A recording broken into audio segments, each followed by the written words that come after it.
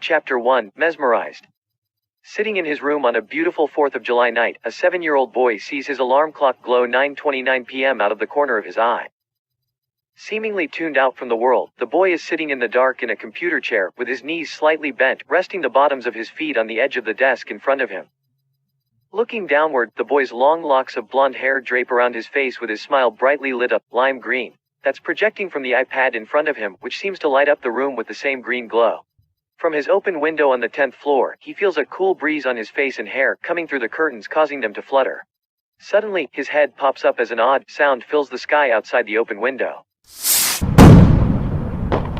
Unlike many sounds outside his 10th floor window, this sound was odd and loud.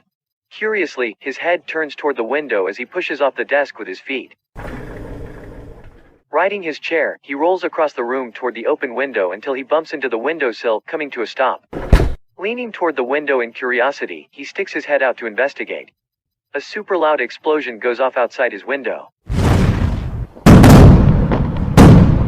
The boom is so loud he drops the green iPad to his lap and braces himself, nearly falling out of his seat.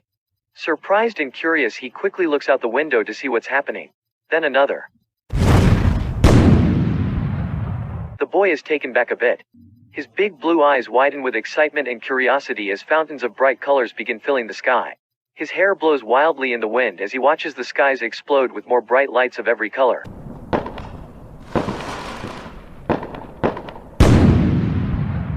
The boy's mouth widens even bigger as he watches a live fireworks show for the very first time, and his view from his 10th floor window is spectacular. The boy isn't the only one watching the fireworks from a spectacular view. On the rooftop of that building, 2 guards left their post to catch the fireworks in full display. Instead of doing their jobs, the 2 guards, black-haired Finn and his twin, red-haired Roger, not exactly the brightest crayons in the box, are sitting on the roof ledge watching the fireworks show. Finn, look. Roger points and continues. We can see the gateway arch from here. They always have a great fireworks show. Raj, are you sure boss won't find out we're up here? We left the kid alone. Dude, relax. Boss is busy putting together his new fMRI machine. It's supposed to be for a new brain study or something he's working on. He'll be busy all night. Cool. You don't think the kid will try to leave, do you, Raj? Finn, you worry too much. He's always locked in his room. All he ever does is play on that green iPad. A few minutes up here won't hurt. Finn nudges Roger's arm. Yeah, what could possibly happen? Ah, hey, did you bring any food? Roger looks at Finn with disappointment. Nah man, I thought you brought some. They both look at each other and say in unison, "Aw man." As the boy happily watches the fireworks fill the sky, he notices something flying upward out of the corner of his eye. As the object passes close to his open window, it makes a loud thud just above him. He quickly looks up and sees a small harpoon arrow stuck into the overhang soffit just under the roof ledge. His eyes move downward along the harpoon arrow, attached to a very long rope hanging 10 stories below, reaching the ground. As the rope starts twitching, he focuses his eyes to see what's happening down below. On the ground, he can see someone at the bottom of the rope. Below, he sees a man wearing a skin-tight, long-sleeved black nylon shirt and black gloves, fiddling with the rope. Dressed in solid black, with military boots and pants, the man resembles an exceptionally strong-bodied soldier on a mission. On the ground, the man wraps the rope around an automatic reeling device and affixes it to his hand and wrist. After latching it securely to his arm, he looks up and sees a boy looking down at him with long blonde curly locks of hair blowing wildly in the wind. After making eye contact, the boy quickly looks back up and continues to watch the fireworks.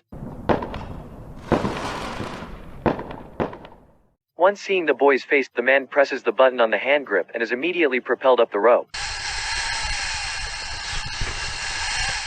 The man flies up 10 stories in 10 seconds and stops just outside the boy's open window. The man swings his leg over the boy's window ledge and sits halfway out the window. With his hands free, the man flips a latch and releases the gadget from his arm. With no concern for the man trying to get in his window, the boy just sits there watching the fireworks.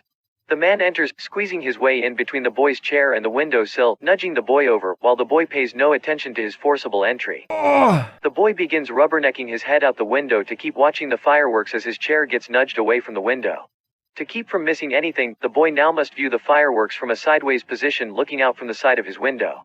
From a bird's eye view outside the window, the boy's odd position makes it look like he is defying gravity. Finally in the room, the man quietly sets his backpack down and starts unzipping it. As if nothing has happened, the boy rolls his chair back in front of the windowsill and continues to watch the fireworks. The man looks up, realizing the boy is very determined to watch the fireworks, and he shakes his head as he opens his backpack. After reaching in, the man pulls out a toy car, puts it in his pocket, and quietly tiptoes to the door. Peering out the small window on the door, he tries to turn the knob. It's locked. Luckily, the man sees a small gap between the door and the frame where there's just enough space to pop the latch open with a thin credit card. Quickly, he pops the latch and quietly opens the door. He sticks his head outside the door, looks around, and sees nobody. Slowly and carefully, he tiptoes across the hallway and goes into the computer room. After noticing the computers are left on, he quickly goes over and squats down behind the computer chair with the largest monitor and says, "Yes, this has got to be it." He takes the toy car out of his pocket, pulls it apart, and plugs it into the computer. The toy car is actually a computer thumb drive he is using to copy all the computer's files.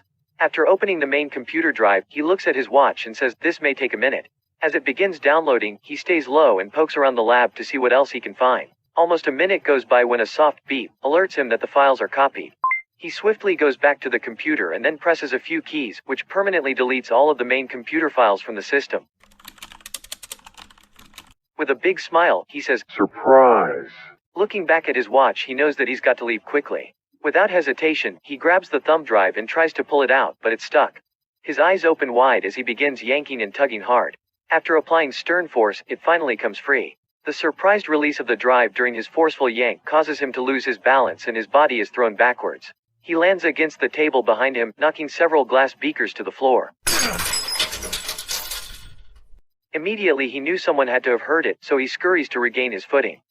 On the roof, the noise is so loud, Finn and Roger can hear it through the open door to the stairwell behind them. Their heads snap toward each other with an angry look, and they jump to their feet. Quickly, they scamper across the pebbly roof. Their shoes crunch and scatter the pebbles with each running step toward the door. In the computer room, the man hears the two men's feet scamper across the pebbly roof above him. Quickly, the man runs back into the boys' room and locks the door behind him. The roof door slams shut behind the two men as they both come trampling down the stairwell toward the boys' room. Thinking fast, the man pushes the boy's bed in front of the door and starts stuffing things into his backpack. He quickly grabs the boy's green iPad and a few other things lying in plain sight. "Hey, what are you doing in there, man?" Roger yells. The man is stuffing his backpack as fast as he can, as Finn and Roger are pounding on the door and yelling. Finn pulls his keys out of his pocket and clumsily fumbles for the correct door keys. Roger urges Finn, "Come on, man. We gotta get in there. Dude, don't rush me. I got 10 keys on here. Anyway, we're 10 stories up. He ain't going anywhere. Chill out." As all this is happening, the boy seems to be unfazed. With a big smile, he is still sitting by the window watching the fireworks while ignoring all the commotion behind him. The man in his room, on the other hand, is working fast, trying to pack things up to get out of there. After zipping things up, the man stands the boy up by the window and starts securing a harness onto the boy's body. With the man quickly strapping and snapping the harness in place, he secures 4 clips onto his own harness. Through all this moving and grooving, the boy just stands there, with a big smile on his face, mesmerized by the fireworks outside the window in front of him. Just then, Finn manages to get the door unlocked, but it won't open. Realizing that the bed is now in the way, Finn and Roger begin ramming their shoulders against the door with all their might. With no time to lose, the man throws his backpack on and stands up, lifting the young boy off the floor in front of him. Strapped to the man's chest, the 7-year-old boy's feet are dangling well off the ground. With no time to lose, the man steps on the window ledge with the boy glued to the front of him and facing the rope secured to the soffit above. With a big grunt, Finn and Roger finally push the bed out of the way and rush into the room. Without looking back, the man leaps out the window toward the hanging rope. At the last second, Finn dives at them, not realizing that he's headed out the window. Roger sees Finn's crazy move and he dives for Finn's foot just before he goes out the 10-story window after them. He grabs onto Finn's foot and they both land on the window's ledge and witness the man and boy jump toward the rope. With eyes wide open, Finn says, "Oh man, they missed the rope. This is gonna hurt." Looking down, they see magical colors reflecting off the ground like rainbows of strobe lights below the man and boy falling toward the ground. To Finn and Roger, it all seems to be happening in slow motion as they lie across the open window frame. Just then, a parachute opens. "Holy cow, did you see that?" yells Finn. Roger bops Finn on the back of the head. "Did I see that? Of course, I saw that. I'm right here next to you, ain't I? Man, sometimes I wonder if you were adopted." Floating through the air, the boy's hair is blowing wild in the wind as he keeps watching fireworks for the first time with a smile from ear to ear. The man maneuvers the parachute away from the building to safety while Finn and Roger are stupefied and hanging out the window. Quickly Roger realizes what just happened. Hey man, he's getting away. They scamper up and bolt out of the room and race to the elevator.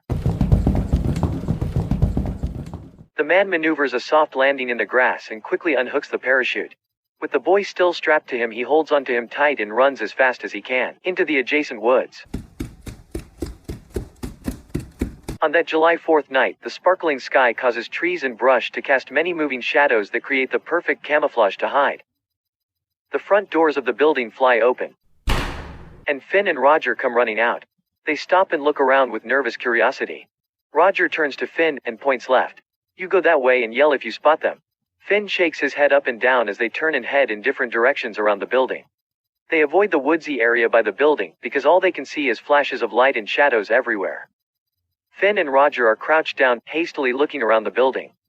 The man in black waits in the thicket for the perfect time to make a break for it. The boy, dangling on the man's chest, is still smiling happily and quietly mesmerized at the show above.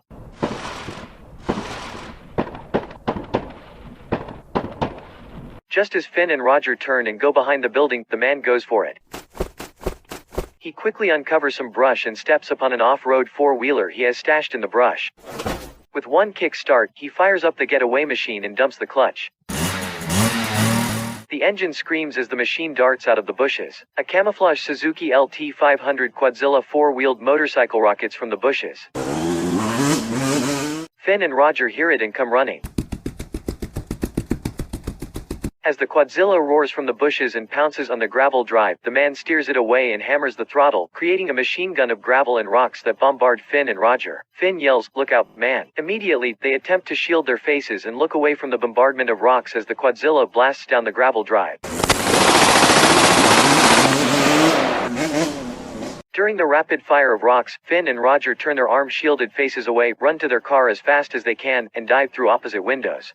Quickly, Finn turns the key and the big block V8 engine roars to life. Finn and Roger sit up in the front seat of their 1973 Pontiac Trans Am as Finn stomps on the gas pedal.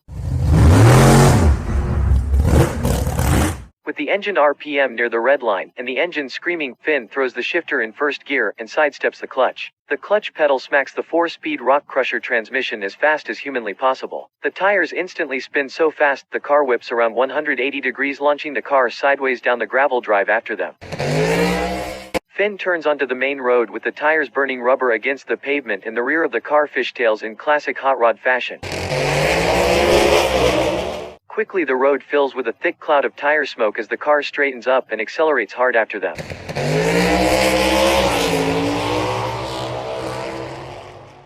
The engine RPM nears the red line in first gear when Finn's speed shifts into second gear and sidesteps the clutch again. The car bangs into second gear and the car kicks sideways, burning 2 rubber lines all the way down the street. As he bangs into third gear, Roger points at them speeding ahead. "Hey, that dude's driving a Quadzilla, man. I can't believe it. Those are bad to the bone. We've gotta catch him." Finn notices that the Trans Am speedometer is pegged. "That Quadzilla must be modified, man. We're going over 100 miles an hour and we haven't caught up to them yet." Roger smiles big and opens the glove box. "I bet they can't outrun a bullet," he says, pulling out a pistol. Holding the gun outside the window with it aimed ahead. Roger struggles trying to hold his arms steady while aiming outside of the speeding car.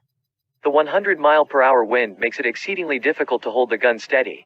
Finn and Roger follow the Quadzilla speeding down Highway 55 past the brewery, heading into downtown St. Louis.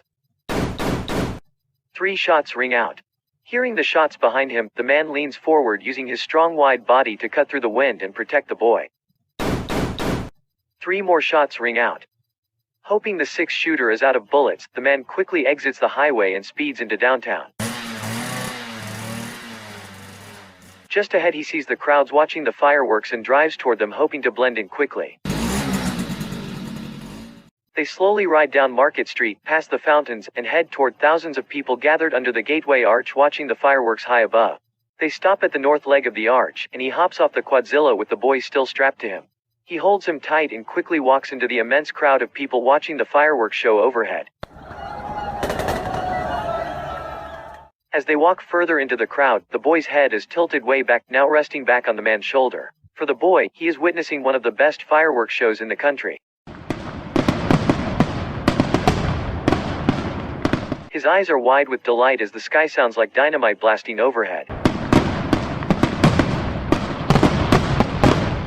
And fantastic blooms of colored fireballs fall from the sky and rain down all around, finally blowing out just a short, scary distance above their heads. His witnessing such a spectacular sight for the first time is simply breathtaking for the boy, as it is for everyone around him. Soaking wet with sweat and out of breath, the man sits down for a moment to rest and detaches himself from the boy's harness as the boy still watches the sky above. With a heavy and exhausted exhale, the man says, "Let's stop and rest here, son." Smiling at the boy, the man's eyes begin to tear as he grabs and hugs his son tightly. "I would have come sooner if I knew what was going on." Again, the man hugs his son and kisses him on the cheek. "I'm so glad to see you, boy." Knowing his son has severe autism and will probably not reply, Dad is very worried about the boy. So, he asks with nervous curiosity, "Are you okay? Are you hurt anywhere?" As he figures, the boy says nothing. He just keeps looking up, watching the fireworks. Dad does a quick check all around the boy for anything that may hurt. While inspecting his son, the man thinks about the bullets whizzing by them while driving 100 miles an hour. He pictures the boy's curly blonde hair blowing wildly with the biggest smile on his face. The man's eyes again tear up with happiness as he begins to smile. "I'm so happy you're safe now, son. I've missed you." His eyes fill with more tears as he hugs his son again. Finally feeling some peace for the moment, Dad looks up in the sky while still holding his son close. A big, wow, smile forms on Dad's face when he notices that the fireworks finale is now in full swing.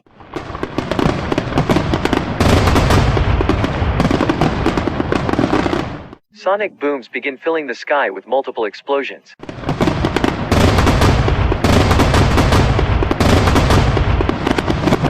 Fountains of sparkling colors shimmer all around them like thousands of falling stars. "Wow. That's beautiful," Dad says. "Wow. That's beautiful," his son echoes in agreement.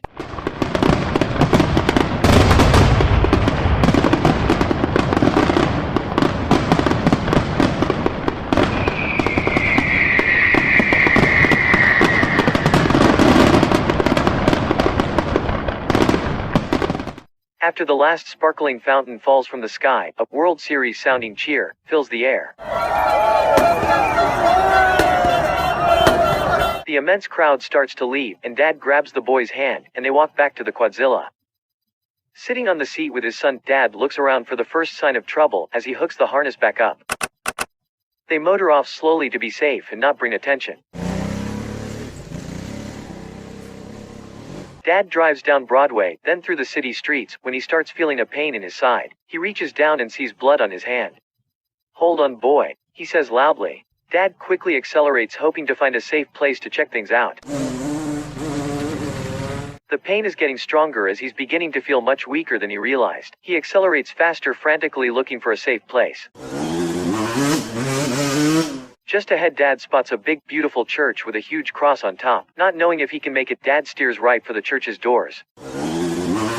Inside the church is a preacher, a bald man, wearing a gold robe and red sash, is standing there with 4 teenaged altar boys wearing black and red silk robes. They are preparing for Sunday's Mass. The doors fly open. The preacher and the 4 altar boys nearly jump out of their skin. Completely startled by the experience, they turn with a jump back and stand frozen in their tracks. After blasting through the doors, the quadzilla comes to an abrupt halt and the engine sputters to a stop. Again, without warning, the door slams shut behind them, startling everyone once again. Feeling woozy from blood loss, Dad begins sliding off the seat as he feels he's losing consciousness. Quickly, the preacher and 4 altar boys run over and grab them, slowing their fall, and gently lower them to the ground. One of the altar boys notices the preacher's bloody hands and points to them. The man is bleeding. "Father Rome." Father Rome waves, "Go call 911, Billy." Dad grabs onto the preacher by his robe and pleads, "Don't let them get my boy, please." As the man pulls, Father Rome must quickly brace himself from falling onto the man. "Everything will be all right. Stay calm. Help is on the way." Dad pleads again, nearly pulling him down. "Please, you don't understand. My boy is very special. Promise me you will keep him safe. Promise me." Father Rome grips the man's arms for stability and replies, "Save your strength, my son. You've lost a lot of blood." As Billy heads out the side door to go call 911, he runs into Sister Sarah. "What's going on, Billy?" she asks. Billy remembers that Sister Sarah always has her phone with her. "Sister Sarah, please call 911. A man came into the church bleeding. He's been shot." Immediately, she pulls out her phone and dials 911. "Hello? We need an ambulance. A man came into our church bleeding. He's been shot and he needs help." "Yes, that's the address, please hurry." She ends the call and follows Billy into the church. She walks in, with an age-old wobble in her step. She approaches them lying on the ground, her tall gray bun holding steady atop her short frame. As she bends down and leans close to the boy's face, she smiles. She looks at him with her ocean blue eyes that give her an almost hypnotic look, as they are positioned perfectly centered above her small nose, chubby cheeks, and beautiful white teeth shining bright between her thin lips. With her piercingly blue eyes looking into his, the boy keeps his stare averted beyond her presence. His gaze seems elsewhere, looking through the sweaty and dirty, long locks of blonde hair hanging in his face. Sister Sarah kindly speaks to him as she unhooks the gadgets attached to his father and stands him up. "Hi there, my name is Sister Sarah," she says as she carefully brushes the hair from his eyes. "Everything's gonna be all right." In utter pain, Dad yanks on the preacher's robe again, pleading and begging in complete distress. "Please, please, I beg you, promise me you will keep him safe. Promise me." Father Rome knows that he must make the promise to calm the man down or he may surely die before help arrives. The preacher looks directly at the man and takes hold of his hand. "I promise I'll keep your boy safe." With a sigh of relief, Dad releases the preacher's hand and collapses back onto the floor. Lying there, Dad turns his head and reaches upward toward his son. And with his last bit of energy, he whispers, "I love you, boy," and then loses consciousness. The 7-year-old boy stands there holding Sister Sarah's hand, looking forward, focusing on seemingly nothing. Father Rome checks Dad's pulse and shakes his head side to side. Scared and worried about the little boy, Sister Sarah speaks up. "What are we going to do?" Father Rome looks back down at the man and answers, "I made a promise, and we will keep it." Father Rome points at the quadzilla and motions toward the door. "Boys, take this and all their belongings out back to the shed before the police arrive. These are the boys' things now."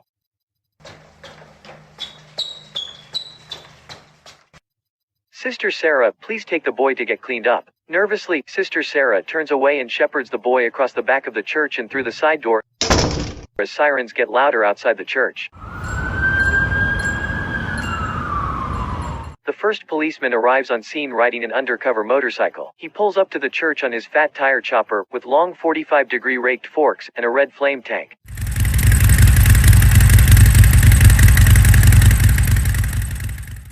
This 6 feet 4 inch motorcycle cop, with his slick red hair, yellow shades, and perfectly fitted leather uniform walks into the church.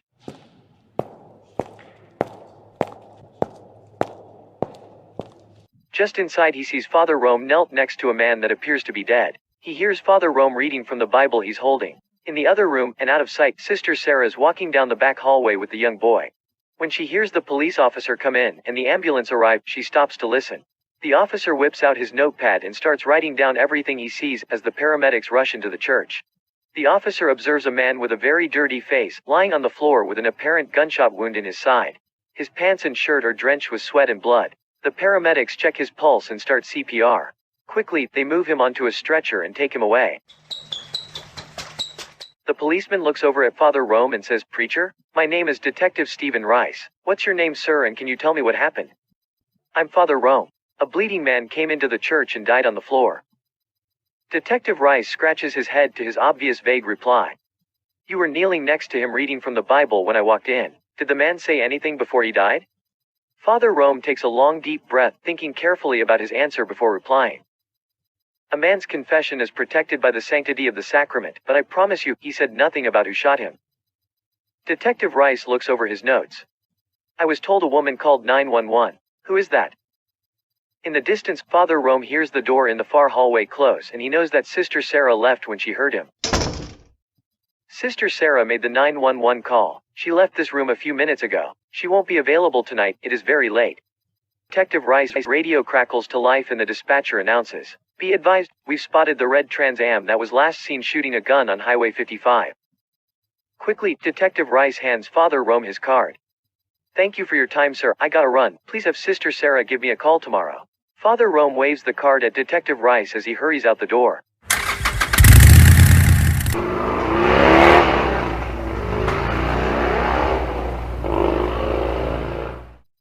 This concludes Chapter 1 audio clip of 11 Heroes by Robert Zorich. The sound effects were added thanks to freesound.org and their Creative Commons licensing for sounds that are available to account holders to use freely. We hope you enjoyed Chapter 1. We hope you come on down and get yourself a copy of the book at our website www.autisticsuperhero.com. It's a great story. Thanks for listening. Have a great day and God bless.